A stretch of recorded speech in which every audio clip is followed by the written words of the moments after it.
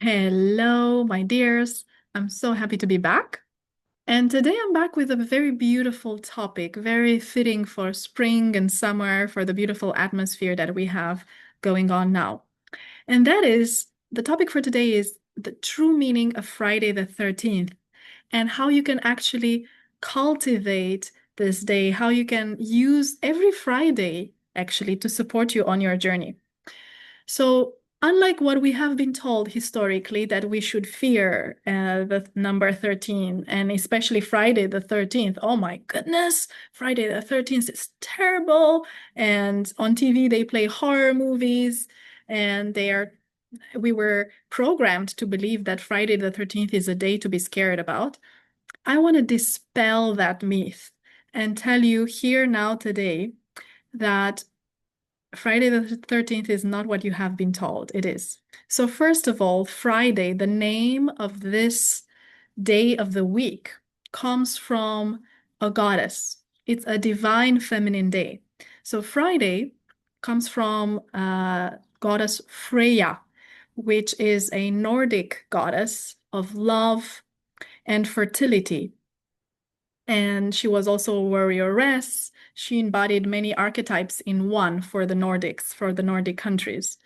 So the name, the day of Friday, bears the name of the goddess, and not just any goddess. It's the goddess of love and fertility.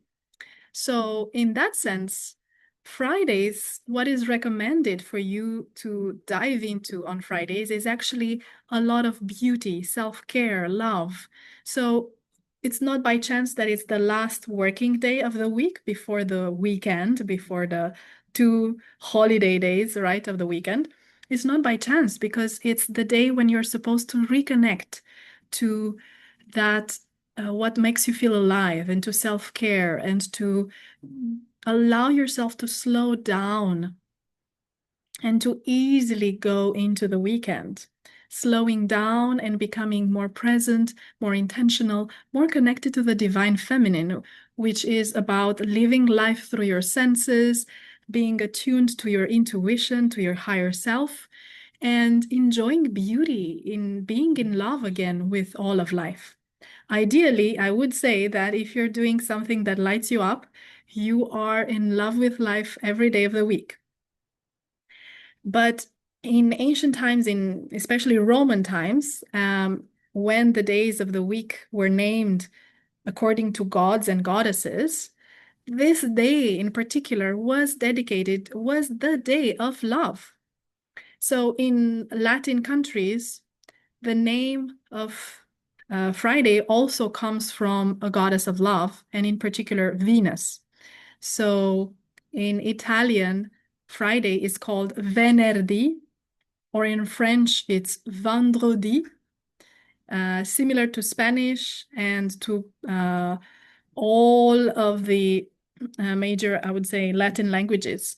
So Vendredi, Venerdì, they all come from Venus, from the goddess of love.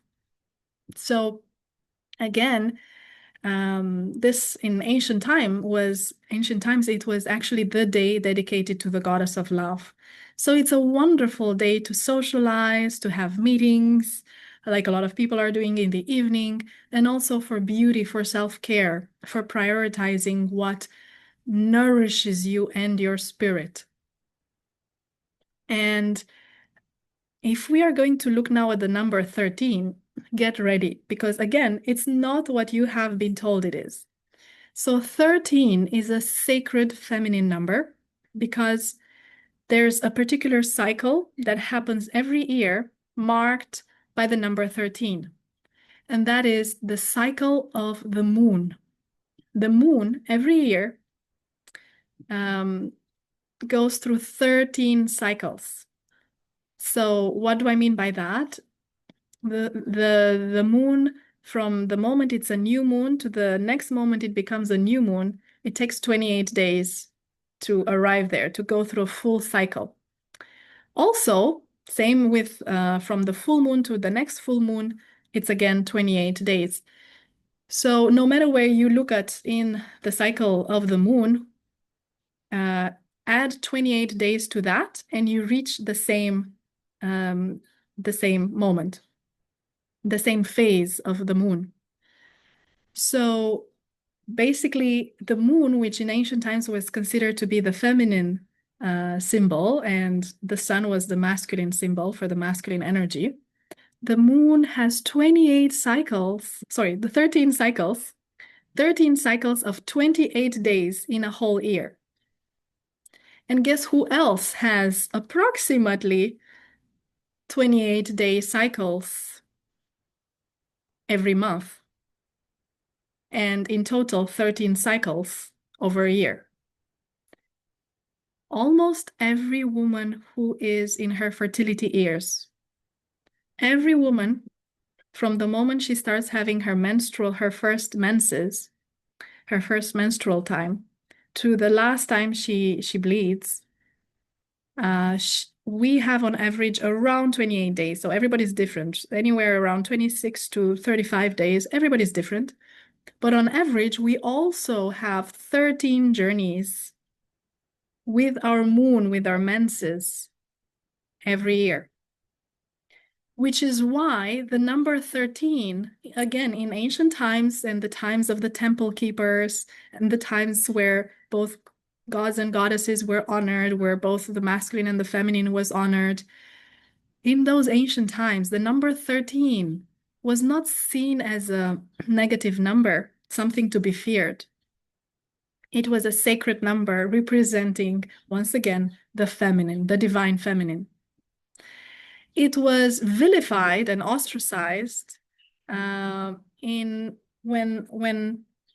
mainstream Christianity came in, and it started to be referenced as an evil number. But ultimately, what we were being taken away from, what was being torn apart inside of us, was the connection to the divine feminine. And when you start reconnecting to the divine feminine, and given the fact that we live in times when we are here to restore that connection, to rebalance, to bring back into balance the feminine and the masculine, and to realize the inner union as well as the outer union. So since we live in these beautiful times when such amazing things are possible, where we all have free will, and where we're no longer, let's say, under the suppression of any religion, nor under, I would say, the domination of very harsh authoritarian regimes, although that is questionable, definitely in many, many parts of the world still, unfortunately.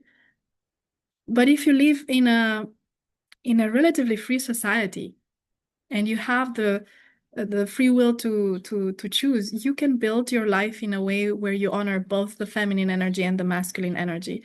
And Friday the 13th, claiming back this day for what it actually truly stands for, it's symbolizing the goddess, the divine feminine, and 13, it represents the cycles in our body as women, the 13 cycles we go through in a year, as well as the 13 cycles of the moon in a full year. So claiming back Friday the 13th simply allows us to enjoy more life. And you will find that a lot of the things you were told to be fearful of historically were actually in hidden, disguised things that you were actually told to be fearful of, but that were containing mysteries. And that those mysteries were meant to be unlocked at the right time in history. And now we are reaching a level of consciousness, both individually and as humanity, where we are starting to remember these things. And we are starting to remember what truly is valuable and what truly uplifts us in life and what truly is supporting and nourishing us from the inside out. And we are remembering that as human beings, we are very connected to nature. We are very connected to the cycles of nature. We are very connected to the earth, the cycles of the earth, and we are very connected to the cycles of the moon and the sun and the stars. And therefore, next week, I'm going to upload a beautiful meditation for connection to Mother Earth and grounding. That is the meditation that I use most times when I need grounding and I need to. You can use that meditation to ground. You will be connecting to the center of the earth and to release what no longer serves you, to release stress and lower frequency emotions that may be burdening you, and to receive the fresh life force energy from Mother Earth. So it's a beautiful meditation of grounding, and I hope you use it wisely for any time where you need to move down from your head, from the overly chatty mind, back into your body and back into connection to the feminine ultimately.